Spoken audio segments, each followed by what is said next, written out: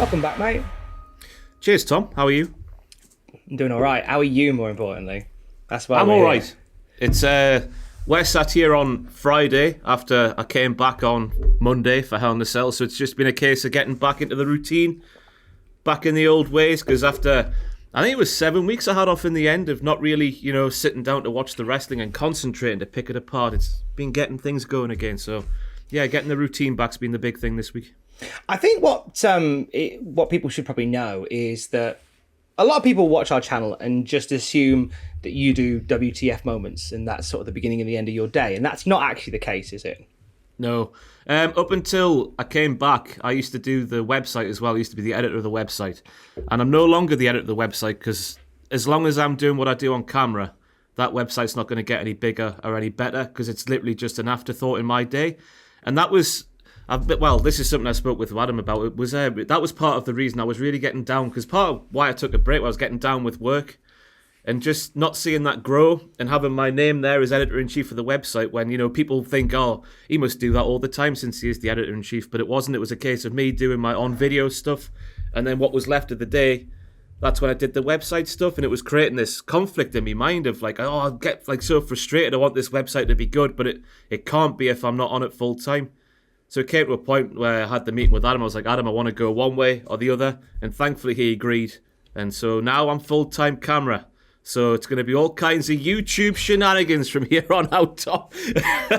We're going to get every trend on YouTube and latch onto it like there's no tomorrow. Oh, that's what we like to hear. I was watching back our Desert Island Graps before we sat down today. It was a year ago, believe it or not. I know, it's mental. You're sat pretty much where you were sat for that show when we did it. We brushed onto the subject of mental health, and we both kind of we made jokes, we made light about it a little bit. We didn't spend too long on it. We were a bit flippant on it and we moved on. You made comment that before you met your partner you were massively depressed for 4 years. Those are your exact words that you used.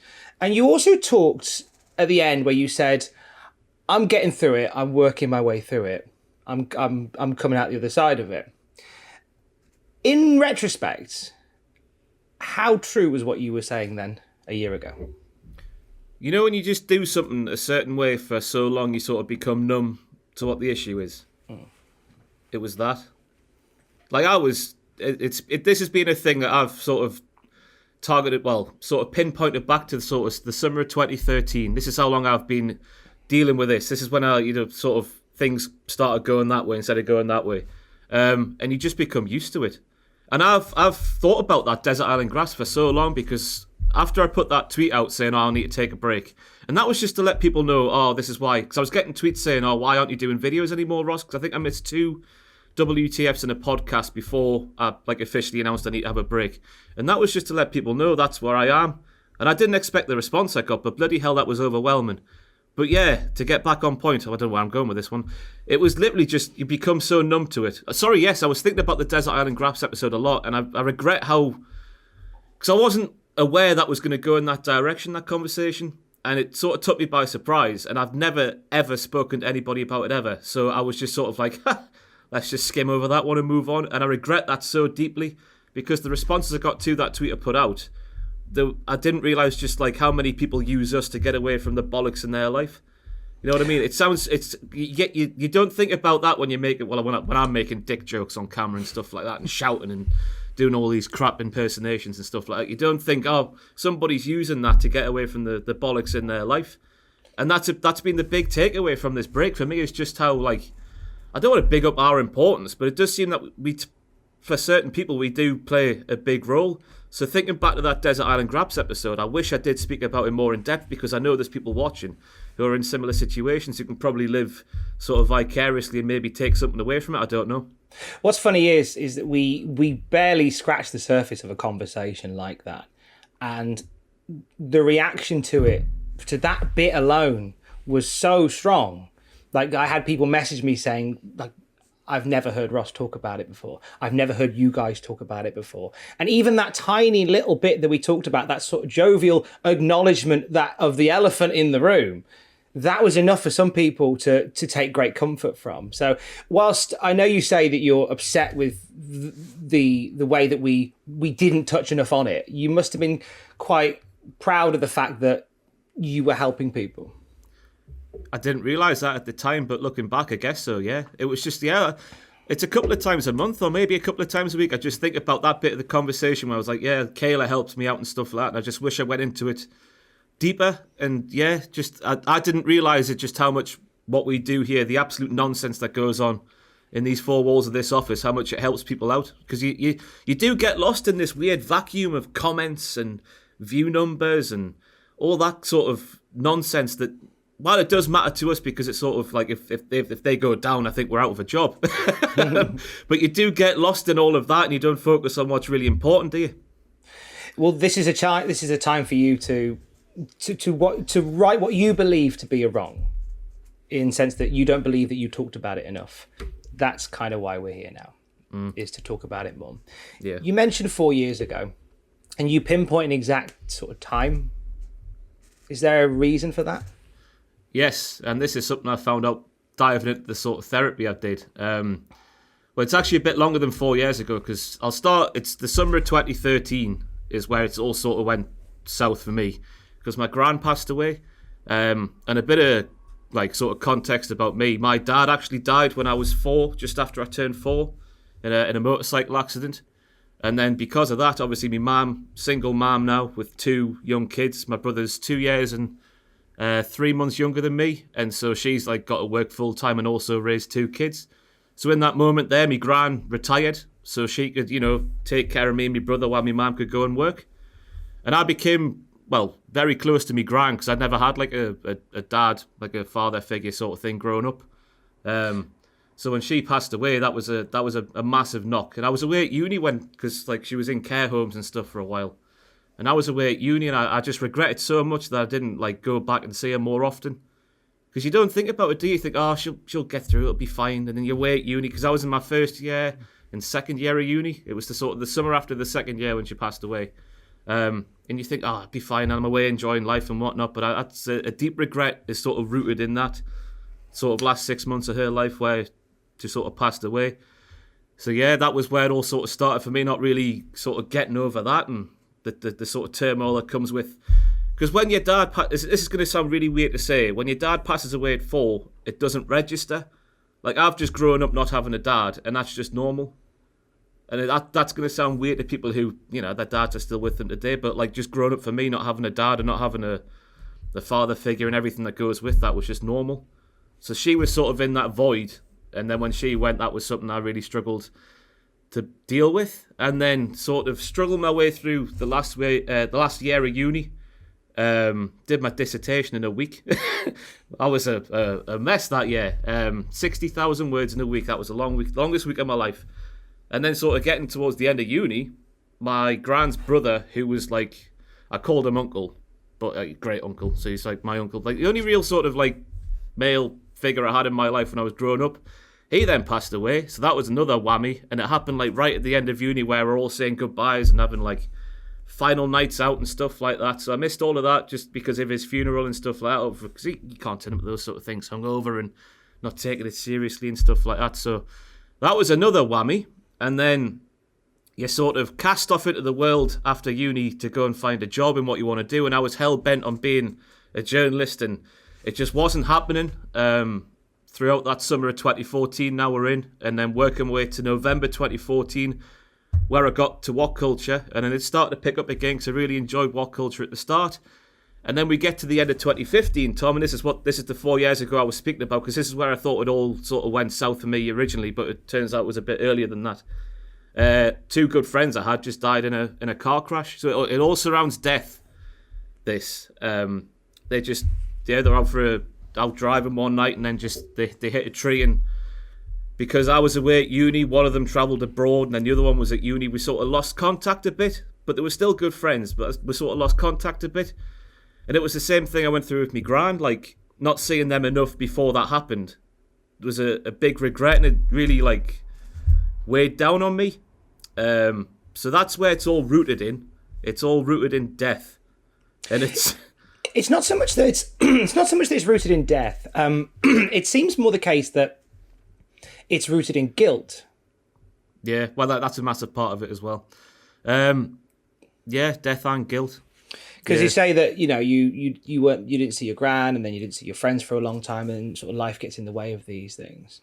To go back to your gran, I want to reflect positively on your gran, because she sort of became the father figure to you, as such. Is there something that your gran instilled in you that you still find that you pull from yourself today? Whoa, that's a big question. I mean, I think she was born in the 30s, so we all know what that generation's like. I'm sure your grandparents are the same. Nothing sort of gets them down, adversity sort of like they battle through and this, that and the other. So I guess it's that sort of like, because there's been so many times over the past sort of years and stuff that I've just like, not thought of like, ending it. It never got, well, I tell a kid, on two occasions I left the house thinking I might just like end it here. There's like, I used to live at home with my mum, and there's a little place near Morpeth where I grew up called Widgerton, and there's a train line there, and twice I went and sat just next to the train line there just for a couple of hours thinking, if I just like went on there, that would be it, I'd be done with. But it was like that sort, I guess the sort of thing I picked up from her was just like, she went through stuff, like her husband, my grandpa, passed away just after my mum got pregnant and stuff like that, and she came through that, and she'd had strokes and stuff when I was around cutting her grass and stuff, and she had a stroke there in front of me and stuff like that, and she battled through. So I was thinking, if she can get through, I guess subconsciously thinking, like, if she can get through that sort of stuff, I can get through that. It's just, it's that generation, isn't it? That didn't let anything faze them, just got through it, cracked on. It's a very British mentality as well, isn't it? The stiff upper lip. Yeah. It's like these aren't, we find ourselves saying to ourselves, these aren't real problems. Like, why should we worry? Why should we be fretting with this? There's no point worrying other people with this, when they are real problems, because when they're not looked at, it buries itself deeper in. You talked about being near the train tracks in Morpeth. This might sound like a heavy question, but on those two occasions where you were there and you thought about going onto the tracks, what stopped you? Me mum. Her thinking she'd have to go through that again, because she's told me the story recently about like when my dad passed away and how that was for her, and like she was taking the shopping out the car, and then obviously when it happened she said her arms went heavy, and then just like everything changed like in her demeanour and stuff, and that's essentially it. Not putting her through that, because it's a really well, you know what it must be like for a mother to lose their kid before they go. So I guess it's that, but like going back to what you were saying there, like I grew up northeast England, very much working class, so mental health isn't a thing.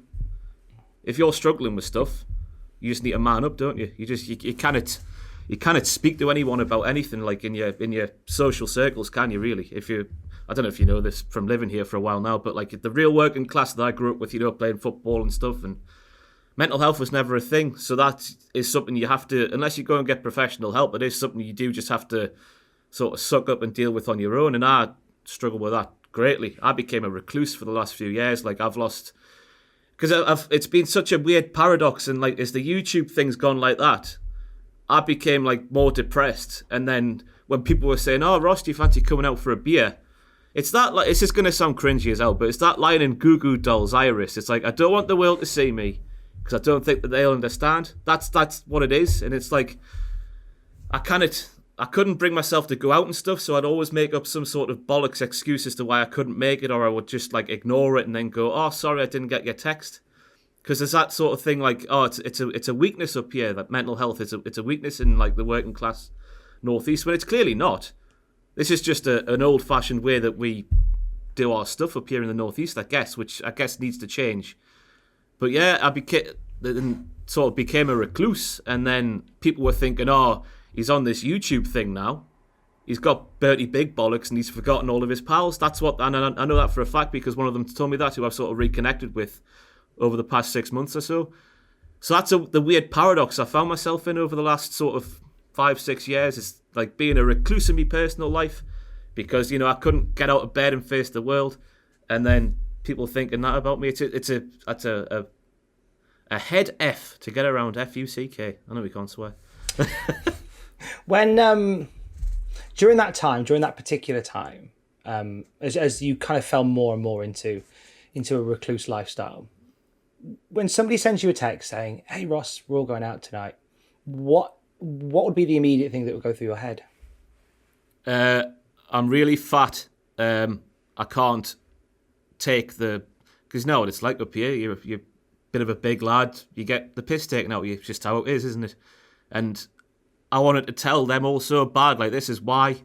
Like, we spoke about this on the Desert Island Grabs, didn't we? It was comfort eating and emotional eating. And as my waistline was going like that, that's where, like, I don't want the world to see me, because I don't think that they'll understand. They'll be going, you fat bastard, get off your arse and go to the gym. Whereas it might seem as simplistic as that, but it's not. Like there's some days I couldn't get out of bed to just, like, do things. Like, I'll never forget it. It was the 16-17 season. I love my football, as most people know. And I had a season ticket with two pals. And it was the season Newcastle were in the Championship. And we got to the end of the season, and it wound up that if Newcastle won this home game at St James's Park, I think it was against Barnsley, and then if Brighton didn't win their game or something, Newcastle would win the league, right? So Newcastle never ever win anything. So they had a chance of winning the league, and that day I couldn't get myself out of bed to go and watch my football team potentially lift a trophy, because it was that thing of, like, I just kind of face the world. I can't do it. I just kind of... It's a really difficult thing to explain, because people will be watching this thinking, fat lad, can't get out of bed, bone idle, lazy. But there's something inside your head that just stops you doing it, and it's a indescribable thing, and it's sort of like what I've been doing the past, like, sort of 7 weeks is trying to get rid of this little thing in my head and sort of turn it around and change my behaviours and thought processes and stuff like that into something more positive and more productive. But that's the sort of trying to explain it. Like, that. Sorry, go on. I was going to say anything. I was listening to you. I thought you were breathing in to speak. I was just breathe it in. Yeah, but, like, that's something that'll stick with me forever. Just, like, knowing that Newcastle could have won a trophy, and I had the season tickets, and my ticket was paid for. All I had to do was go to the stadium, put my card in the ticket machine, and go to my seat. That's all I had to do. Maybe have a beer on the way, and I couldn't bring myself to do it, because there's something in there that's sort of like, because this was sort of like 3-4 years into what I now know as the depression. Because I had no idea, but you think, don't you? But you don't register what it actually is. And that was the sort of, like, that's where it was at its worst. It's I compare that sort of feeling to, like, the deer in the headlights, and it's that idea that your body is filled with all the adrenaline to fight or flight, and it just stops because it doesn't know what to do, and that's the thing I would connect that to, is that feeling of, I don't know what to do, so I'm not going to do anything. I'm just going to stay exactly where I am, and hope that the threat which I'm envisioning just passes. And there isn't, and the idea, and the threat in this case is going to watch your team lift a cup. Yeah. But that's the threat that your brain is telling you, and that's when, and it isn't talked about. And there is, it's when you reach a point where you go, is it a bad day, or is it a bad week, or is it a bad month? And when it becomes a bad month, you go, yeah, this is something that. Do you remember the first time that you thought, I think this might be depression? I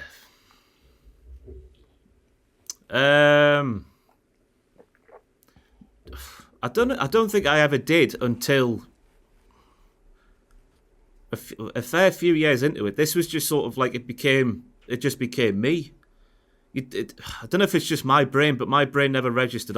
You've probably got some sort of mental health issue here that you need to go and try and sort out here, Ross. This is just who you are now. You're just a guy who, like, I got this flat in Newcastle and I just sit in it, and then I'll get a pizza at night time, and then that'll be me day, apart from work, obviously. But, like, I don't think it's hard. It's a hard question, that. I honestly don't know. Yeah, sometimes people think there's a trigger moment that occurs where you go, maybe I'm not okay. Yeah, I can't remember when that was. Obviously, since I've, like, registered over the past few years that, yeah, there probably is something wrong here. Didn't do anything about it. Just sort of, that old British mentality of nothing will stop us. We'll stiff up the lip. We'll get through it. But yeah, honestly, I don't know the answer to that question. I know meeting Kayla was a big part of you sort of coming out of that time, which you said when we got together for the interview last year.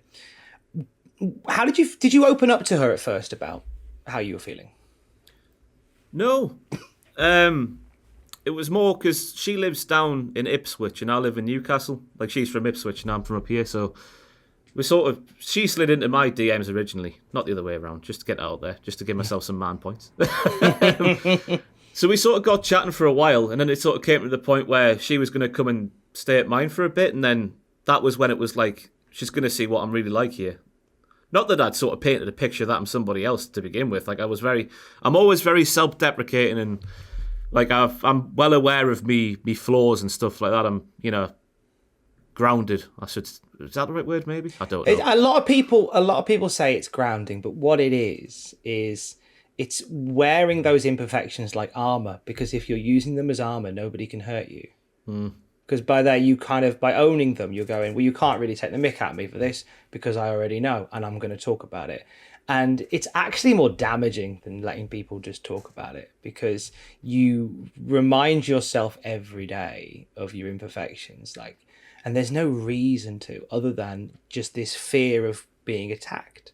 That's where it comes from. So you had that with Kayla coming to see you. You had the idea of, she's now going to see how I am. And the way that you said that then, it wasn't in a positive way. No. Yeah, it's just this is what I mean. It's just to just touch on the stuff I've been doing when I've been away. Neuro-linguistic programming. I don't want to go into specifics of what I've done, just because, like, in terms of, like, looking for something to do about my mental health and also weight loss as well. I find myself watching a lot of YouTube clips of people going, here's what I did, here's what the answers are. If you do this, you're guaranteed to have success. And you watch so many of them and you try them yourself, and then you don't get success. And that puts you in an even worse position than you were in at the start. So all I'll say just in case some people are relating to what I'm saying here, is NLP is what I did, and just look into that and it might work out for you as well. And shout out to Jen, by the way, because after I put that tweet out, she was like, you might want to give this a go. Because I think she put on Instagram the other week, a little bit of a snippet of a bit of her therapy session with her, I think it's her friend actually, who's a therapist as well. So yeah, look into that if you're relating here. But what was the question, Tom? Sorry. It was so we're talking about Kayla coming to see you for the first time, and you saying, "Oh, now she's going to see how I really am."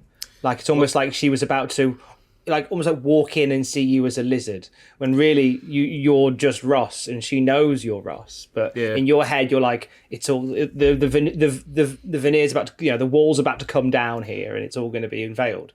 Well, it's just that sort of like the years prior, because she was coming to mine for the first time in May last year. So this was a fair few years into sort of like becoming a recluse and sort of like people not bothering with me anymore. And you start thinking, oh, why is this happening to everybody that's sort of in my life and not just like one or two people? This is sort of like, and you're thinking, oh, it must be because of how I am. And obviously, like, meeting people through this as well, I think about it all the time. Like, they haven't seen the real me, like in social situations. Like, we used to go on WCPW tours and that, and all the wrestlers and the YouTube people are just sitting there around the table having beers and stuff, and I'm just sat there in the corner like, oh, and they must be thinking, and I'm always thinking in my mind, people must be thinking this about me.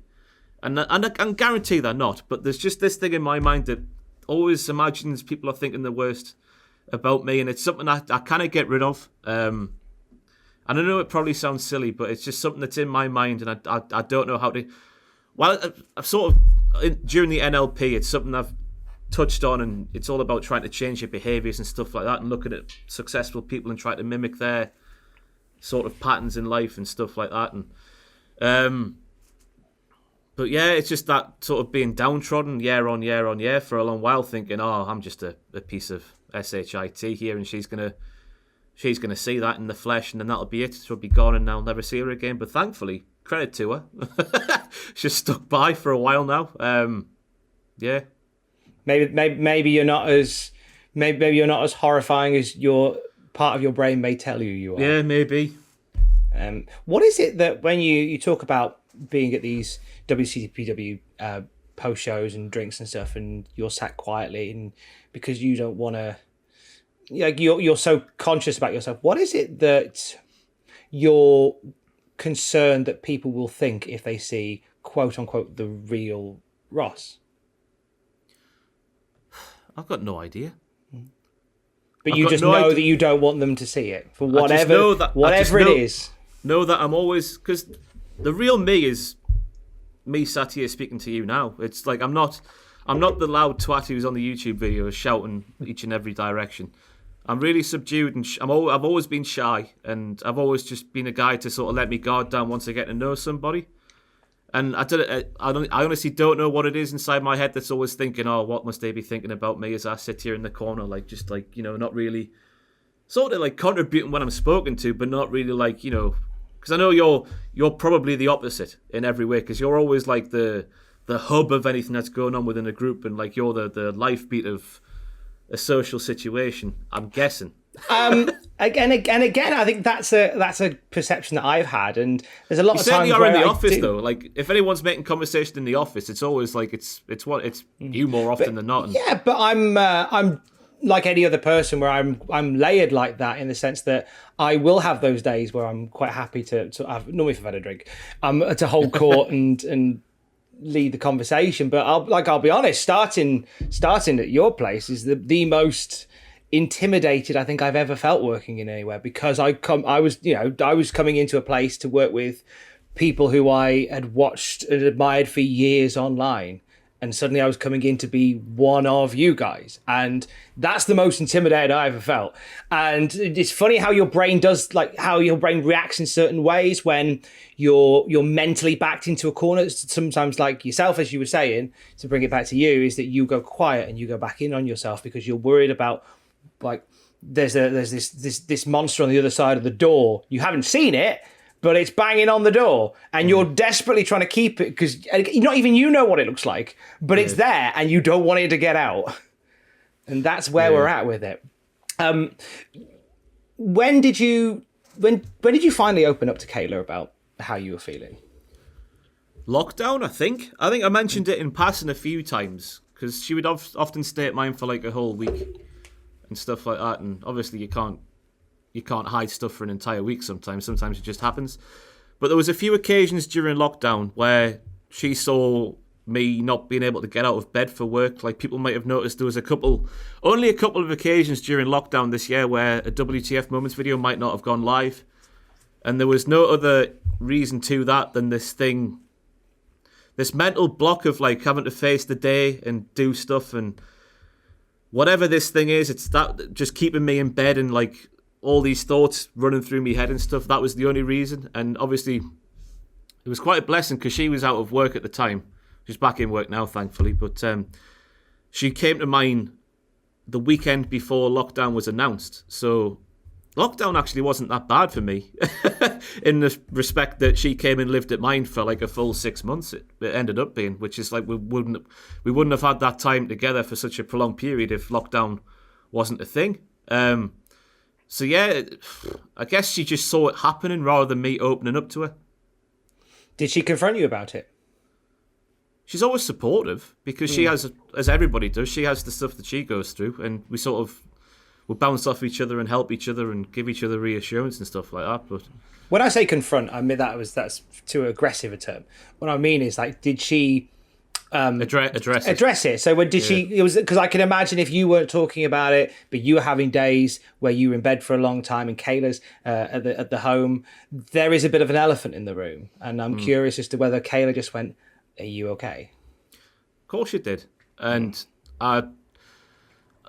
did I open up as much as I am now? Maybe, but not quite as much, I don't think. But it's just sort of a gradual thing. It's sort of the thing you just see happening in front of your face, and then you try and deal with it once it's happening. I think that's the way it sort of worked. And yeah, she's I don't know where I'd be without her. I don't know if you've got that with your good lady, but we do all right. Yeah, no, it's especially during lockdown. There'll be people watching this, Tom, who are like in their teenage years and not realising it yet. Because no doubt I would have been thinking that if I was, 14, 15, something like that, watching some guy like me say this like that. But I'm 28 now. and you'll realise that when you find it, it's nice. It's a nice thing to have. If you can make something work during a time like this where you're in each other's company and in each other's pockets for so long, then everything else is a breeze. Everything else is a breeze. I don't know whether it's the same with you and Kayla, like with me and Alex. We find ourselves sometimes playing mood tennis, as we've called it, where Alex will have a day where it just gets a bit heavy on her and she gets upset. And I'll be there to lift and carry on. And then maybe a couple of days after I'll start to drop, she'll lift me up. And then maybe a week later, it bounces around like that in different orders and different forms. But I couldn't have got through this without her here. I know that for a fact. I know sometimes we don't say that enough to our significant others, but genuinely, if she wasn't here, I don't know what I'd have done. And as you say, Kayla's the same. Mm-hmm. Definitely, mood tennis is a very appropriate term to use. I think. Is that something? Does that resonate with you guys? That's what you've just said. There is exactly how me and her are. And it's not a bad thing. It's just sometimes that's just how it goes. That's just how life, it works. Isn't it? It's just life, isn't it? It's life. Yeah. So at this point, you've missed a couple of days of WTF, and you've stayed in bed, and you've had pockets of days off. What was the moment where you finally decided, you know what, I've got to come off the wheel? Was there a moment where it sort of clicked? There was those two pay-per-views that were back to back at the end of the. What was it? Was it SummerSlam and Payback? Was it? Yes, that was it. Or was it Payback? Yeah, it was. Yeah, it was. There was a week. Like they were a week apart, weren't they? Yeah. And I worked those like. Obviously, when we do the live reactions, we sit there and watch it live as we have to. But with Adam doing his live streams, I've been able to sort of not sit up through the night and watch it live and just do it the next day.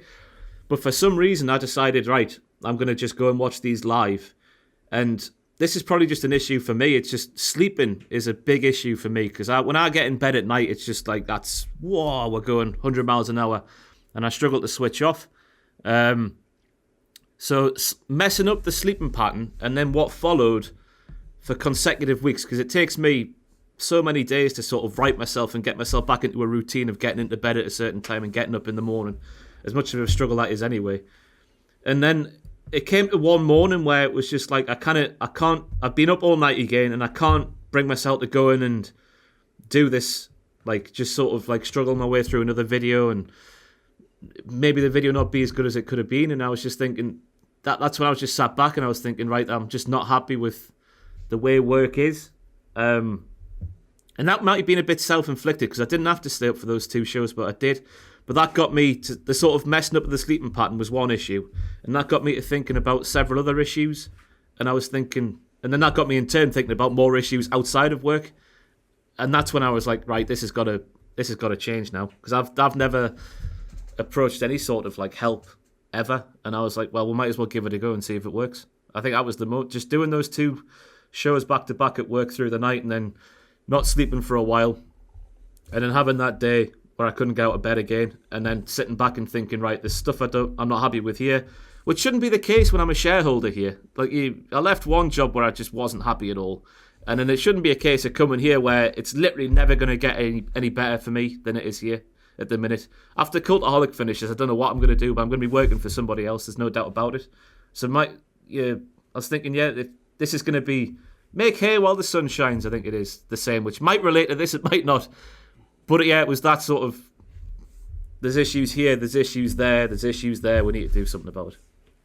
So it was issues within the company that you realised actually, and it just snowballs from there. Yeah, that's when I was thinking, right, there's that in my professional life, there's that in not personal, well, just with me as a person. Let's go and let's take a little bit, because I just said to Adam initially, Adam, would you mind if I had 1 week off to sort of like go and sort myself out, and I'll come back like right as rain. I was thinking I'll go for a walk every day, I'll sort my diet out again, because my diet had gone down the toilet once again, as many people have during lockdown. That was another thing as well this year, has been like, because up until 2018 my waistline just went like that and peaked the scales at a solid 21 stone just after Cultaholic started.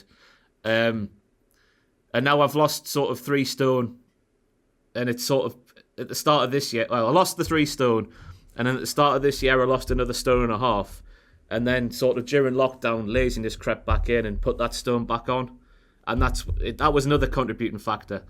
It's all just coming out here, Tom. I don't know where I'm going with this. It's all good. It's all good. So it was just a combination of many, many things and thinking, right, let's just sort them out one by one. So so I said to Adam, I want to just take a week off and just sort myself out, and then I'll come back, have a meeting with you, iron out any issues I've got, which they're not many, but it was just what I said at the start of the video. The frustrations with the website and sort of like the frustrations with doing this and then the website being a thing on the arse end of that. It was just like, well, iron that out, which I did. Thankfully, Adam, I mean, like, credit to him for giving me the time off to begin with for as long as I did, because he was always saying, like, no pressure to come back. Take as long as you need, and there's not many bosses would afford you that sort of time and that sort of leverage, I guess, not leverage, you know what I mean, leniency. And then when I came back, I think he had an idea of me going to say, oh, I'm done with WTF, I've just do it too many times. But no, it wasn't that. It was just with the website, and we got that ironed out. And yeah, I'm just that's one portion of the issue that's sorted now, the work life. So yeah, I've rambled there for a long time. It's all good. How did it go then from that conversation with Adam? How did it go from I want to just take a week off to get my head straight to I'm going to take a hiatus? It was literally him just saying take as long as you need, and then me diving into sort of looking into NLP and just doing that, and then just sort of feeling ready, because a lot of messages I got from people who watch the channel was like, don't come back until you're ready. And in my mind, there was a real, after reading the responses I got to that initial tweet, there was a lot of guilt because I was taking time away from my job, my bread and butter and that. And people have told me that the watching WTF and Straight to Hell and tier lists and all whatever I do here, it helps a lot with their days. Like when they watch us, they can just take their mind off the bollocks in their lives and just like concentrate on what we're doing, us clowns here, what we're doing. So that the guilt was always there through lockdown, thinking like you can't take too long away, because like not that people depend on us, but like it was very clear that people use us as a helping hand to get through their day. So that was always there, to not take too long away. But then again, it was always like take the time that you need. And that was it. That was it essentially, just from Adam saying that. That's basically it. And I looked into NLP more. And then eventually I was just a bit sick of not working. Because I like working, especially here. It's a dream job to have. So yeah, it got to the point where I was sick of not coming into work and doing something with my days, essentially. I think it's a bit of it's a blessing and a curse to have a job that you love, and especially like at least in a lot of our situations now in the office where work is at home.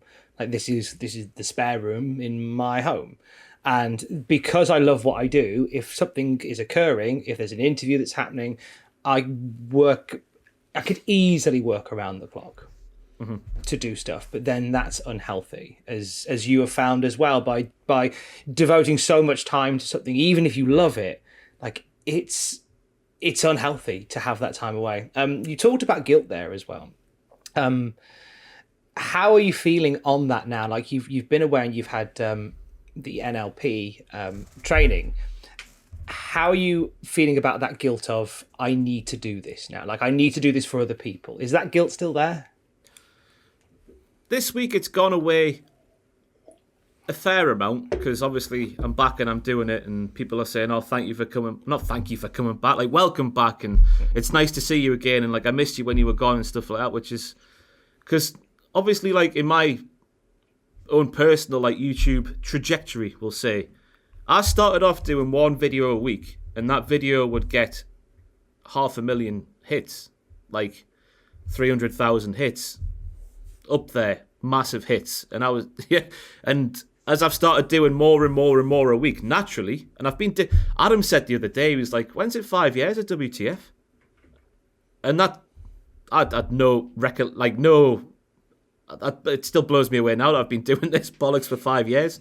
But that's sort of like going down and down and down in viewer numbers as they naturally would, because you've been doing it for 5 years, multiple times a week for at least 4.5 of those years. It sort of makes you think that people don't care, especially when you're watching other people in the same job get a lot more hits than you're getting for one reason or another. And I know that my persona on character is it's not everyone's cup of tea, but then you're never going to be everyone's cup of tea, are you? But it's that sort of feeling that, like, nobody does give a toss, but then going away I realise that everyone really does give a toss, and we've got a fantastic community that watches us here at Cultaholic. I think it's unrivaled in wrestling, to be honest with you. The people who watch us and support Patreon and all that malarkey, like, we'd be buggered without you. So the guilt wasn't there initially, but then there was the tweets I got. That's when it came, and then coming back, it sort of lessened itself again. I've gone rambling again. You're good to ramble. You're good to ramble. Just to jump back to it. So you've spoke to Adam. Adam said, take the time that you need. You put out the tweet that says, I'm stepping away for a while. And you're just flooded with response and replies, and the love is incredible, and you're feeling it. But more importantly, now is the time to step away. You've made your announcement. you've parked it, and you're away. What did you do with that first week? I won't go week by week because we'll be here all day. But the first week you had away, what did you do differently? Went down to Kayla's because she had gone back home. No. Yeah, I went down to Kayla's with her because I think this is when she had still been... The timeline's got messed up here. Yeah, I went down to Kayla's that first week with her and spent the week down there with her family, it's before all the... I wasn't breaking any rules before anyone has a go. This was the start of September. Just spent the week down there and just had a nice time. Just went out and had nice meals and stuff. But then it sort of got to the point during that week where I was like, it's the diet. I haven't realised how much diet plays a role in what goes on in here and how you're feeling. I guess it's like running a car. If you put gone off oil, if gone off oil is an actual thing, oil with lumps in, if you put that in a car, it's not going to run properly, is it? And it's the same with food. So it was that first week. I had a great time. And I've had a great time getting to 21 stone back in 2018. I had a whale of a time just eating what I wanted and not caring about the repercussions. Then I realised, like, I need to, get the diet back in order. So the diet got back in order. I use Huel, it's called. Nutritionally complete food. I have that 2 times a day, just 1 scoop and a few frozen berries. And then I have, like, a healthy sort of lean meat and greens at night time with a little bit of rice. So getting that back on track was a massive part in getting my head right. And that's something I'm never going to... I think that's it for now. Like, in terms of bad foods, maybe once a week, but not half as often as I was doing it. Because it plays such a... I can't, get across enough how much of a role that sort of plays in, well, just me personally, what goes on in here. Because if I'm eating right, I'm feeling better... I'm thinking, right, I can go outside now. I can go for my 5. I've started doing 5-mile walks as well. Just on the morning down the quayside and round, and just every day, just making sure I did it. Getting the steps up there. It's just these things that... It's hard to explain because, like, when you're young and you think, oh, I'm never going to die. Like, I'm never going to die. I'm just going to live forever. No matter what I do, no matter how much alcohol I put in my system or what food I put in. And then you get to sort of past where I did, sort of 24, 25, and you realise, that's probably not the case, is it really? If I keep doing this, I'm going to run into issues later on in life. So yeah, nutrition and walking, and yeah, that's what I've been doing. I've rambled again, Tom. It's gone every single direction. I feel like Kanye West on that Joe Rogan podcast the other day. He's erratic as I am. He really is. So you're doing 5-mile walks every day. Was this first thing in the morning? Was this late in the day? When were you walking? It started off that I had to go out first thing in the morning just so not many people saw me. Because I've still got that. I used to cycle to work here at Cultaholic, and the journey for me to work is just right along Newcastle Quayside. And I would initially, because I was 21 stone when I first started biking, have to come to work at 6 a.m. and then I wouldn't leave until after 9 because I didn't want anybody to see me. It's that thing of like, that thing in my head where it's like, oh, people will see a fat lad struggling to get up a hill on his bicycle and go, ha ha, look at him, serves him right for not taking care of himself for a while. So it's that thing, I don't want the world to see me because I don't think that they'll understand. It's that thing. I don't care how cringy that line is. It just really does relate to me on so many levels. So again, I got a bit heavier at the start of September. So I was thinking, I want to go because I don't hold back when I go for my walks. I go for a good stride, a good power walk. So I get a sweat on and that, and it's that thing again of like, fat lad sweating when he's walking, and it's something I can't get rid of, Tom. As much as you probably everyone's sitting there going, "Oh, just forget about it. Who cares?" It's something I can't get rid of. So it was always very, very early in the morning, and it was a lovely time to do it. What a lovely place Newcastle is first thing in the morning. It's beautiful. I started doing a similar thing at about 4:30, walking. But I'm surprised we haven't bumped into each other because I walk along one side of the quayside, and it's just, and I'll listen to podcasts. I'll do anything other than look at wrestling stuff for just the first hour of the day because that's kind of my anchor. And the same with you then. It's like an anchor to your day that once you've done that, everything else you can go from there. Are you still in that place where, in terms of at least with the walking, you don't want the world to see you? Yeah. If it doesn't happen first thing in the morning for me now, it's always the clocks changing recently was a blessing because it's now dark earlier, which means I can go out earlier and walk a bit longer maybe. It's until I get a certain weight, it's always just going to be there, I think. I don't know how to explain it. It's just always going to be there, I think. Do you think the linguistic therapy will help in some way, the more you do it? Yeah, because it's all about changing the thought process and sort of behaviours and stuff like that, and changing that voice that's inside your head and making it think other things to produce different results. So hope it sort of has a little bit because I'm out every day now, which never used to be the case. So that thing of like, I haven't had that day yet where I'm like, I'm stuck in bed and I can't get out and there's nothing that's going to change that. I haven't had that for a while now, so that's a positive. When was the moment when you decided that you were ready to come back?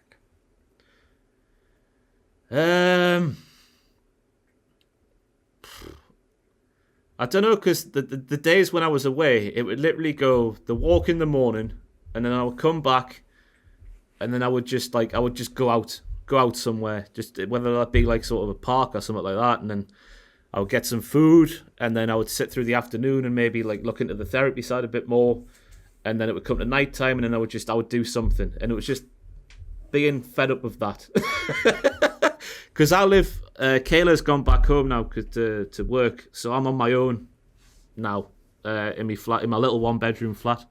And because you were speaking about working from home earlier, cabin fever when you're in a little one. I'm guessing you've got a luxurious, massive 2-bedroomer. But I'm in a little 1-bedroom flat where the kitchen and the lounge are in the same space. I think it's 9 paces from the back of the kitchen to the front of the living space. And then you've got your bedroom where my desk was, and the cabin fever of that was a big thing to get over as well, because I was just sick of seeing the same 8 walls in the 2 rooms every single day. So the commute to work back and forward, that's another thing that helped as well. But it was getting to that stage again where I was just sick of me flat, basically. So I had to come back to work. And again, I was still, all the time I was off, and I can't thank people enough if I didn't reply. Because there's a lot of people I didn't reply. I've read every single message I got, but I didn't reply to them all. Because I didn't just want to go, oh, cheers, pal. Because I think that's a given. I hope people understand that I really do appreciate every single message I got. I want to sit down and do a proper response, but I'm not even joking. It's got to be in 4 figures. The amount of messages I got through Twitter or Instagram or my own work email, some people contacted me through. So, yeah. I think you can consider this your response. Yeah. This can be your response, I think. Yeah. When, in fact, when you came back to work and you put out you did your first video back, Monday just gone. It was WTF from Hell in a Cell. Pull the curtain back, Tom. I actually did my first video back last Friday afternoon. So the Friday before Hell in a Cell, I was thinking, let's because me presenting, I think people will realise this just watching this, is a lot different to me sat here having a conversation with you. So I was thinking, I need to get those cogs going again. I did a tier video with Jen, because Sam was off this week. Sam edits the tier list videos, so that'll be out a week on Sunday, I think. I don't know when's this going out, Tom? This is going out on Monday. So should be out this coming Sunday, that tier list video. So I was thinking I'll get back in and do that nice easy one on the AEW themes. There's no research need to be done on that. It's just off the cuff. It's just let's get back into presenter mode a bit. So that I was back to work last Friday officially. So how was that first day stepping back into work? Hard, because when you're away, because obviously I'm on my own in my little flat and I'm not really. Kayla we FaceTime numerous times every day.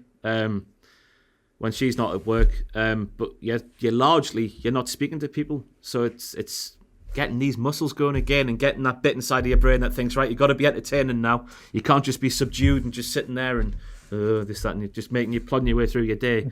I just had to get all those things going again, which is, because to some people it's natural, but to me it's not. It's not at all in the slightest. It's something I've had to really, because people go back and watch the first WTF video back in, I think it went live on February the 9th, 2016. If people go back and watch that, people will sort of see what I'm talking about now, in that I need to wake things up in here to get going to present a video.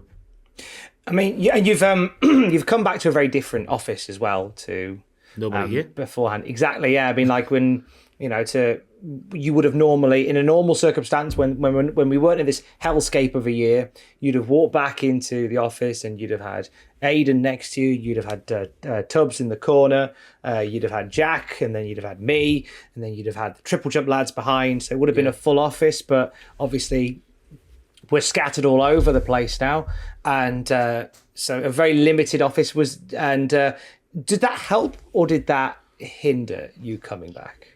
Bit of both, I think, because obviously when you're on your own, that's no good, is it? Because that's when your mind starts to wander and stuff like that. But then again, and I don't know if it's just me, but like not having anybody like, oh, how are you and stuff like that. Like, obviously it's very nice, but like sometimes, and this might just be me being a grumpy arsehole. Sometimes you just can't be bothered. Sometimes you just want to like just get in and just sit down and crack on with your work. And that sounds, as I listen to myself saying that sounds terrible. No, I had an idea a while ago to, I wanted to bring out a T-shirt or a shirt that said on the front, "The holiday was lovely. I'm not glad to be back. Ha. And you wear it when you come back off holiday and you go to work, because everybody go, "How was you?"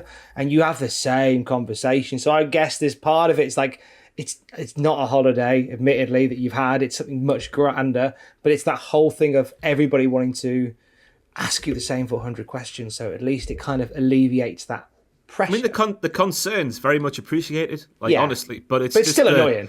It's just the repetitive nature of like, oh yeah, this is what I did, and blah blah blah blah blah. Yeah. I get that. Have you put anything in place for yourself now that you are back in the office? What do you mean? In terms of things that can prevent that burnout from coming again, is there anything in place for you that will assist that? I guess taking the news stuff off of you, for the website stuff taken off you will help that immensely. Well, that's a massive frustration off my shoulders straight away, is knowing that like, until we find a replacement, I guess it is still my responsibility. But like knowing that going forward, there's going to be somebody in there. Hopefully, if somebody's watching, and you've got I don't know, maybe a background in journalism, or you're a good writer, if you want to be the editor of Cultaholic.com and what's published on there and stuff, and if that sounds like something you want to do, send me an email, ross.tweddell@cultaholic.com. But having that big weight off is a massive difference maker, because I don't like being part of stuff that's a failure. I've always hated that, no matter what it is. If I think something's going to be a failure, I lose faith and I don't try. That's just the way I am. Because like, what's the point? It's all or nothing. It is all or nothing. So that coming back's a big weight off. Initially, until we're back doing live reactions, I won't be working through the night. Yes, there might be the odd straight to hell that I need to do, sort of into the night, but not.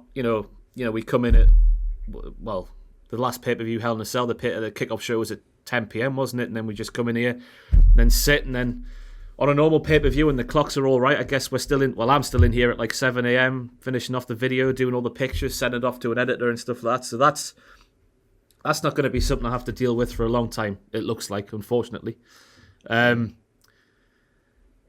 Meal prep is something I haven't ever been big on, but now it is something I am big on. So stuff is cooked Sunday night, Wednesday night, without fail now. Yeah, I guess that's it in terms of like provisions. And then because over the years, like watching my consumption of wrestling outside of work has gone down 100-fold, because it's that thing of like you do get burned out. As silly as it might sound to people who love wrestling, as we all do here at Cultaholic, it's our bloody lives, for goodness sake, our livelihoods. But when you come to work and you're watching wrestling and analysing wrestling, then you go home and you're watching wrestling, and you can't not analyse wrestling because that's what you've been doing for 8 hours earlier. I guess that might just be me, but I'm like a Pavlovian dog. It does burn you down. It wears you down. And it's such a that's the main, as we said on Desert Island Graps last year. That's the only real drawback of this job, is something you used for enjoyment once upon a time you can't enjoy anymore by and large. So yeah, just take it. Yeah, no. Did you enjoy coming back and doing WTF on Monday though? Yeah. Because as much as like, you know, I played down the shoutiness and whatnot of it all, it was nice to come back and, you know, what's the word I'm looking for here, Tom? Cathartic. It was it was a release. Yeah, that was it, a release. And just knowing that, like, hope, because I've not been nervous for a WTF going live since the very first one. But I was really nervous for this one going live, because I was thinking, there might be more people watching than there might have been beforehand, because like, he's coming back, let's test him out again and see what he's about. So I was thinking, there might be more people than the core who watch it, like having their say and stuff like that. And Adam had the idea of putting it on the premiere thing on YouTube, which was more pressure, because now I'm watching the live chat as it's happening. And getting that instant feedback. And thankfully the only negative comment I saw was about my haircut, and I can live with that. That's fine. That's another thing I didn't touch on earlier. A moment where I realised I need to do something is I sat here last year and said to you that commenters, trolls, whatever, you can say whatever you want, it'll not get to me. But this year it did. And that's where I thought that hasn't happened before in the 5 years. Someone, I don't know who it was, but I had it saved on my phone for a while, but I got rid of it. Was like, he's look at Ross, he's put on a bit of weight, he's looking tired, this, that, and the other. And he had a Okada as his profile picture on YouTube. So I was thinking, it must be all right for some. Send me a picture of yourself and we'll pick apart your appearance and what your flaws or whatever. We all can't hide behind someone beautiful like Okada. And I don't think I've ever replied to someone having a go at the way I look, because I know I'm. You don't need to tell me. I know what the issues are here. I'm no Mona Lisa myself. But you wear it like armor. Yet the moment, like somebody comes at you with it, and it still hurts. Even when you do constantly own it, it still hurts when it comes. At you. Absolutely. That was a lot. It's the large reason I became a recluse. It's just the way I look and having to deal with people having their say, and then not being able to deal with it. But in terms of YouTube, I've always subscribed to the theory, like, I don't know who you are, so I don't, like, it was, I think CM Punk tweeted it last week, didn't he? He's like, don't ask for don't value the opinion of somebody you wouldn't ask for it for. Along those lines, I always tried to subscribe to that, but that was the one moment during lockdown where I bit, and I responded to this guy, because I get it every single day of my life, every single day, and it is what it is. I guess you could come to expect it when you're in this line of work. But even so, like, I'm horrendously guilty, especially during lockdown, of biting. There's at least one person I think of who is there in every video I put out. In every video, you're not funny. Get rid of this guy. He's the worst. The worst decision Cultaholic made was bringing you in. Not every time, and he'll watch, and I'll know. I'm saying he, might be a they. They'll watch the video all the way to the end because they'll comment on something I'll say in like the last minute or something. They'll watch it. It just, for me, I can't get beyond that idea that you hide behind. It's a Fozzie Bear avatar.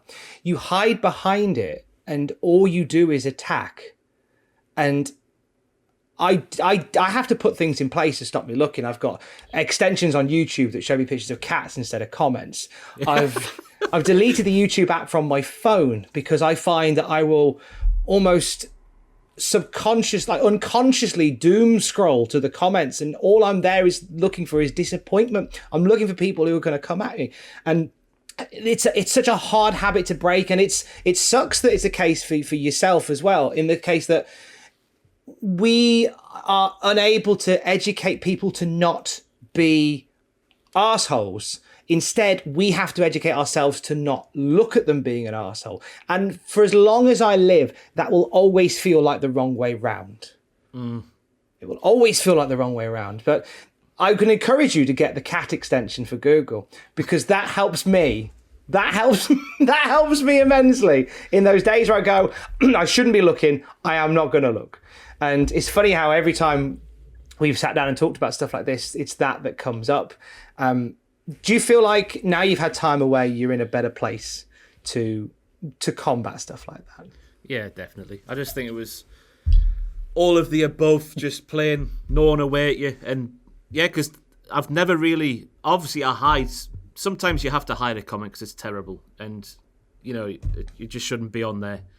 But every past 5 years, it's not really stuff like that.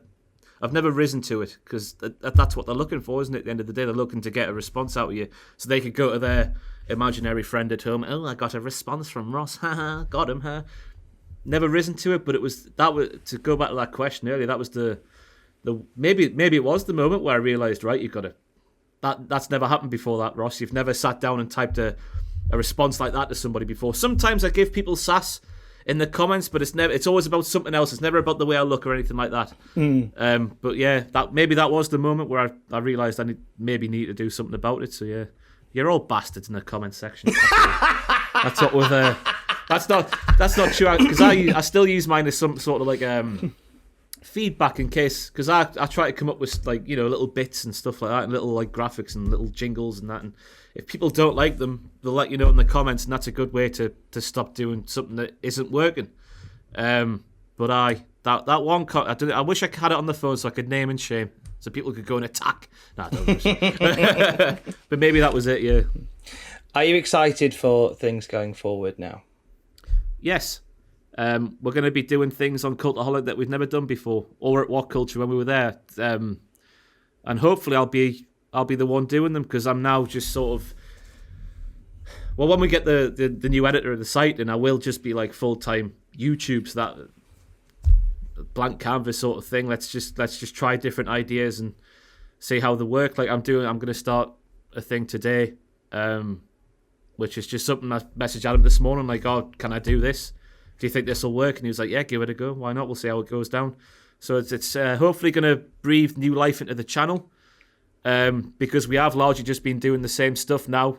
I mean, I think maybe there's a couple of series that we've started new this year, but by and large, we've been doing the same thing for a solid year now in terms of all the established series and whatnot, and the guys presenting them. And so hopefully it'll breathe new life into the channel and maybe open new doors and stuff like that. So that's I'm excited to see how they go down, I guess. There's a great freedom to where we work, and I'm really proud to be a part of that, in the sense that it's a place that is willing to try new stuff, to give people the freedom to do whatever, and to make stuff and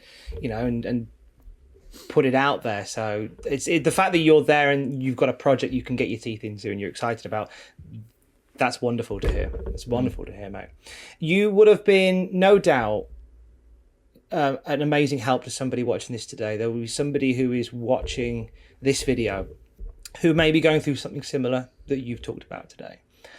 Is there words that you can offer them as support and encouragement and maybe some guidance? In terms of guidance, the people who say, open up to somebody, whoever that is, they're not lying. That's the crucial difference to me. Obviously, things did start to get better with Kayla when she came into my life, because I had somebody there to speak to she would see what would happen and she would try and deal with it with me, and having someone to bounce off, that's a massive difference maker. So if you're sat there Like I was for many years, just becoming more and more of a recluse and just like letting the issues get on top of you and stopping living, stopping going out and socialising and stuff like that. I know it's difficult, but like go and speak to somebody, because that's been the crucial difference maker for me over the past 7 weeks. But yeah, that would be the biggest thing, I guess, Tom. I don't know what else to say, really. People deal...